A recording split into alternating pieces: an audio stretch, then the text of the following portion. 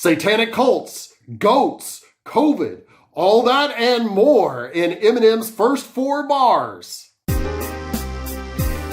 Go subscribe, subscribe. What's up, y'all? Welcome to Brews and Reviews. It's knowledge. Today I'm reviewing the Dr. Dre and Eminem track, The Gospel. Dr. Dre now at 56 years old, but we'll be much more worried about dad puns coming from the other rapper on this track. At least some people will be calling that out, but I'm going to put it like this. The way that I see it, as many double entendres and wordplay that Eminem is just constantly dropping, and his discography now growing to what's gotta be over 2,000 tracks, giving us that kind of wordplay in almost every line, there is bound to be a few misses, okay, many misses over the years, but still, even if some of it's corny, most of that wordplay works. Regardless of how you feel about later years Eminem, you gotta admit that this is a dynamic duo, a deadly force when they get together in hip-hop from the very beginning when Dre first signed him.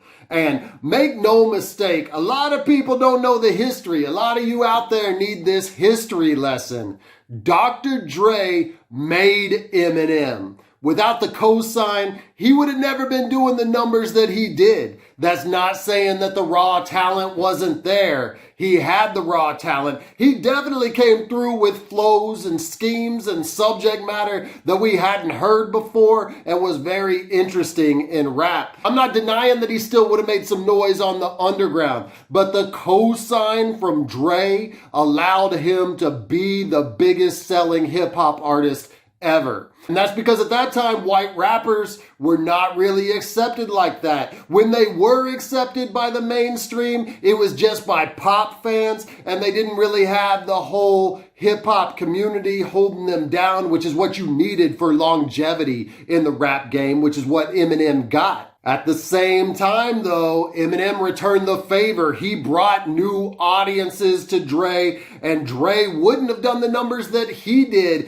in those years without Eminem. Granted, he already had a lot of success. In fact, by the time that he signed Eminem, he had already secured his place in the hip-hop Hall of Fame because he was hugely successful with NWA and with Death Row and The Chronic when it dropped. But you have to remember, at the time he had left Death Row and he'd been working on Aftermath for a couple years and wasn't really getting things popping in the same way that The Chronic or Doggy Style or All Eyes on Me were popping over on Death Row until he signed Eminem. And the rest is history, going on to Kendrick, and you know the whole story from there. We haven't heard much from Dr. Dre over the past 5 years or so, so it's nice to see him and hear him as the lead artist on this track. But even as a lead artist, Dre has always been more of a curator, of a maestro, if you will, bringing the best talent together to create the sound. And that's what he's done on this track and the 5 other Dre tracks on the GTA Pack soundtrack where this dropped. And Dre kicks off this with a very bouncy flow and the deep voice that we're used to coming from him. Well, I'm creeping and I'm creeping and I'm creeping.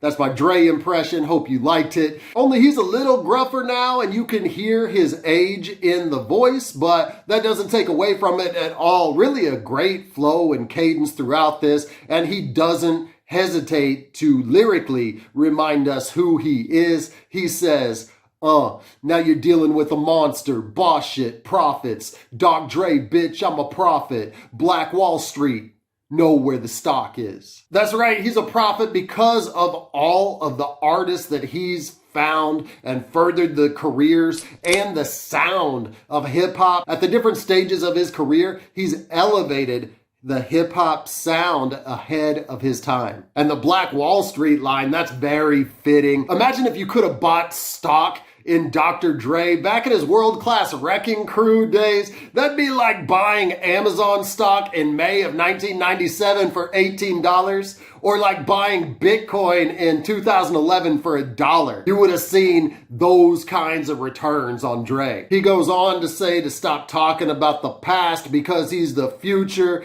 and because it's Dre, I don't doubt that. I think he's still got more up his sleeve at 56 years old. He could sign the next hip-hop superstar, or he could take the game in a completely different direction. I think he may still have one of those in him, so he's not lying here. Great line too about looking for his next gold digger, referring to his highly publicized divorce where his ex-wife is taking him for millions of dollars. And I got a drink to Dre's verse here. I am sipping on a West Coast beer, a Lost Coast Tangerine IPA from Lost Coast Brewery in Eureka, California. This is a good beer for the return of Dre. And then we get to the chorus, and I'm a little bit confused here because on the official posting of this track on YouTube, it says that it also features the D.O.C, and it sure does sound like the D.O.C on the chorus, but D.O.C himself said that he didn't participate, that maybe it's just him in spirit. So I don't know if he's being coy or he's trying to hide it for some reason, maybe another dispute.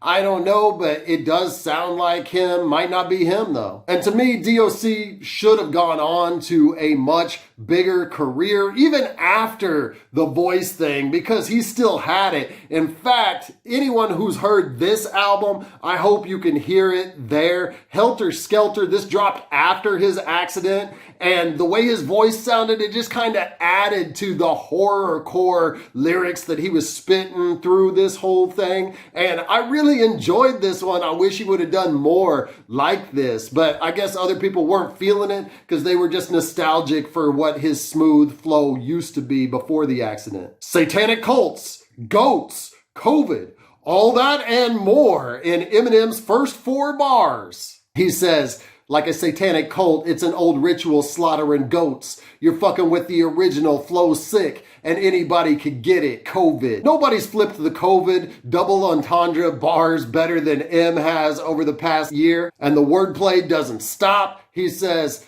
I serial kill and you're Kellogg's. I love checks and I hate tricks. And you're a fake bitch. I can spot you like you about to weightlift. Bitch, I'm badder than cake mix. All right, I'm gonna give M's critics a bit of a pass here. That last line in these bars is a little bit corny. I will give them that. But like I said, he gives us so much that there's bound to be a few misses in his wordplay here and there. And it still keeps you listening.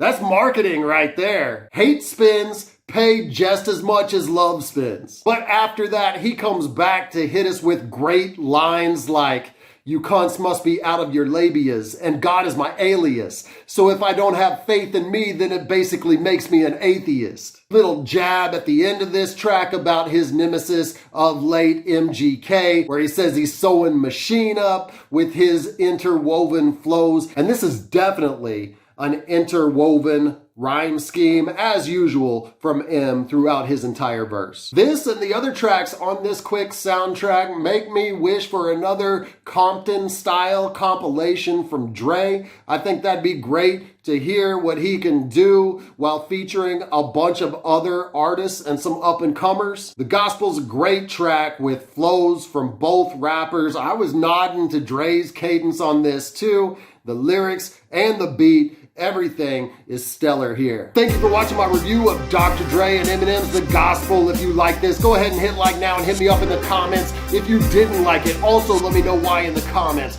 I drop hip-hop and hops related content consistently, so subscribe to my channel now. And until I see you next time, keep buzzing.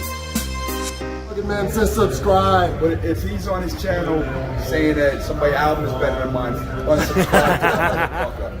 No, your album's the best, man. There you go. Subscribe. Yeah. Subscribe.